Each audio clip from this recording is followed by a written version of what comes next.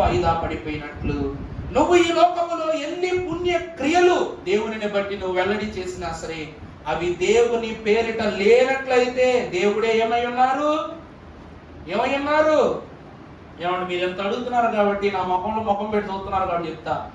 మోక్ష ద్వారము తెరచియున్నా నేడు, మోక్ష ద్వారము తెరచుచున్నా, మోక్ష ద్వారము తెరచియున్నా నేడు, మోక్ష ద్వారము తెరచుచున్నా. యేసు నామము కంటే ఏది గొప్ప?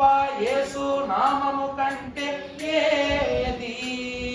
నీ మోక్షం అనే పరిశుద్ధ ద్వారాన్ని తెరచగలిగే తాళము ఏ నామము?